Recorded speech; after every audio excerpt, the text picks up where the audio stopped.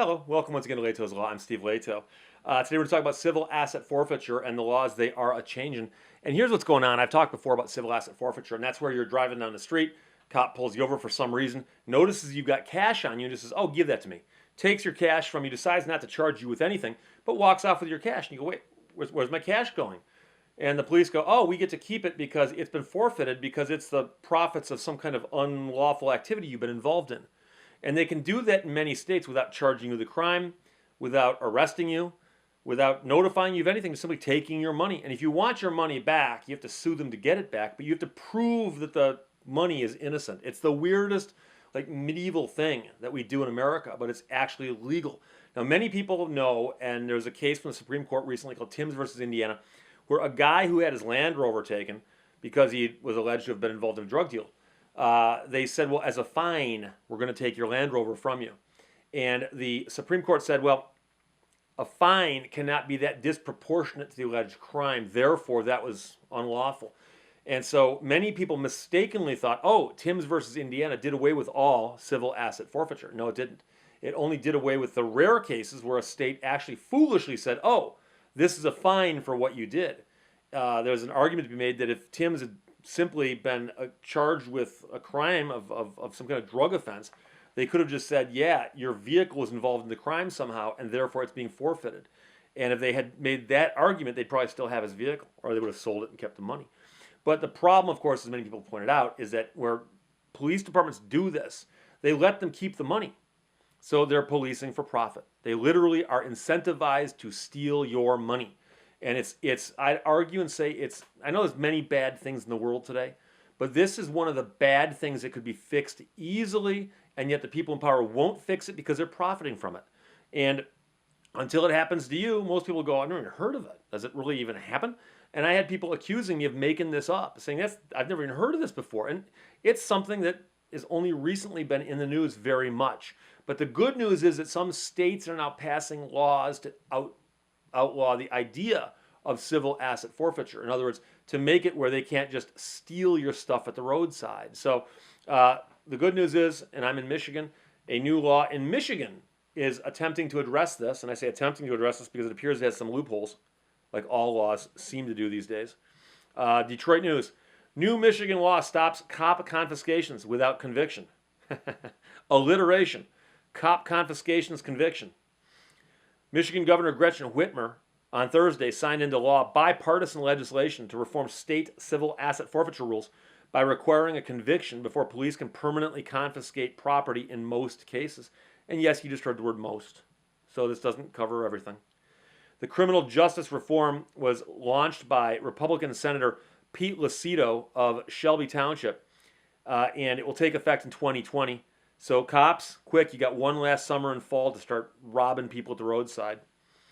This does not apply to drug distribution cases where seized property is worth more than $50,000. So if you're a drug dealer and you're doing a lot of business, you might still have problems. But that's exactly what this law was designed to originally do, was to break down the drug rings and kingpins.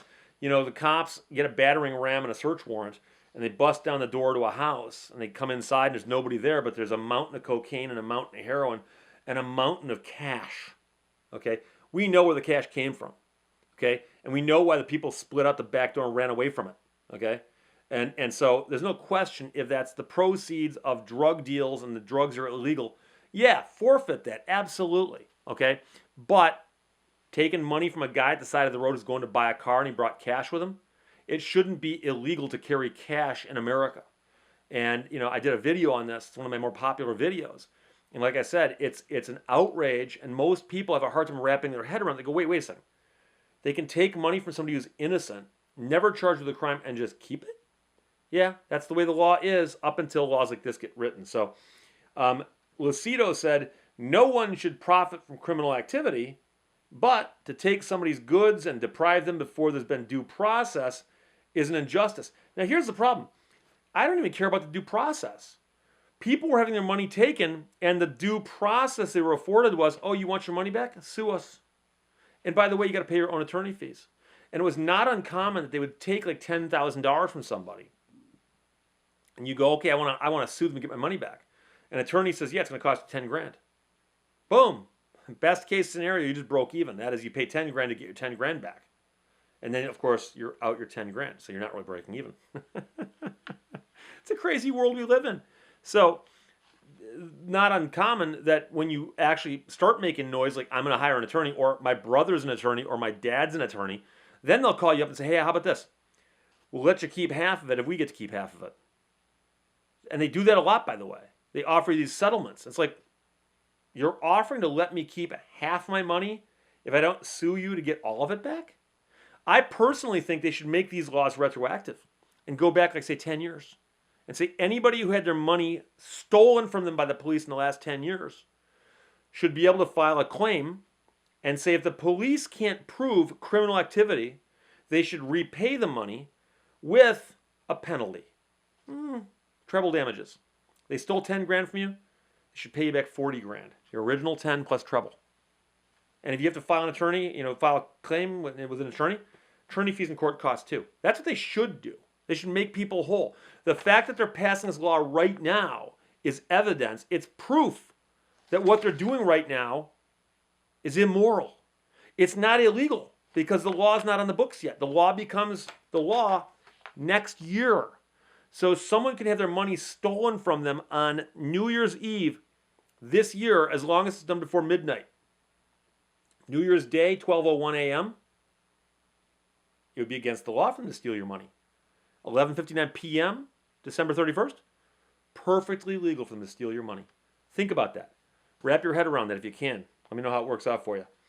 Other bills signed Thursday, it's a package, would delay civil forfeiture actions during criminal proceedings involving controlled substances and require the government to notify a person that his or her property has been seized and to return the property within 14 days if the forfeiture is not justified. That's going to be the question. How do we determine that? Okay, is there going to be a hearing? Full-blown lawsuit? How long will the hearing take? So we'll iron all this out in the future. But Michigan law had allowed police to seize and sell property seized if there was, quote-unquote, reasonable cause that it was related to a drug crime. State and local agencies confiscated more than $13 million in cash and assets in 1 year, 2017 alone. That's according to Michigan State Police reports to the legislature, but critics have, of course, suggested that there's profit motives which encourage abuse of this system.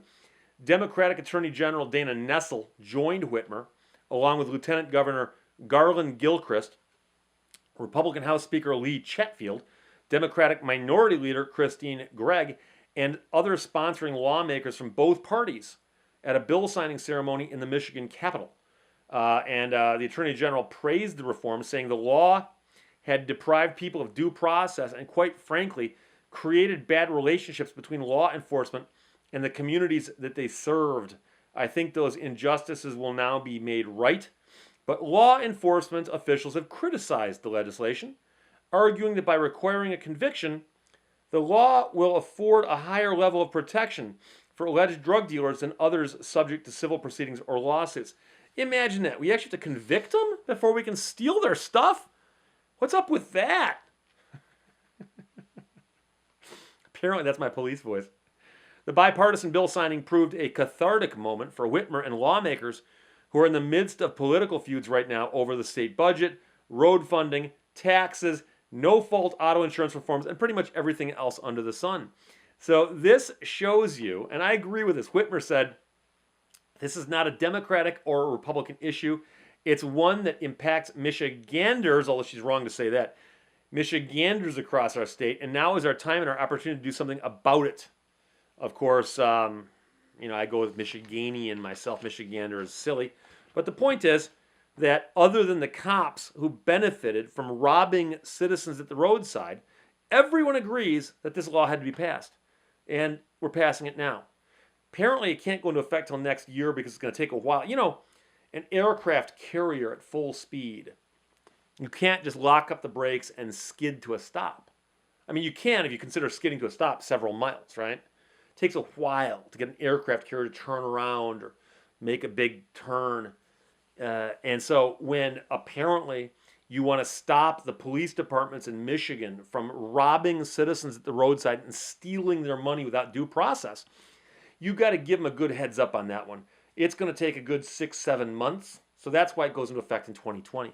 And yes, I'm being facetious, melodramatic. I'm not sure what word to use here because I personally think that what I'm saying is 100% correct. It's true. It's true. Okay? So truth hurts, I guess. Because there's some people out there and be like, Steve, you're beating on the cops a little bit.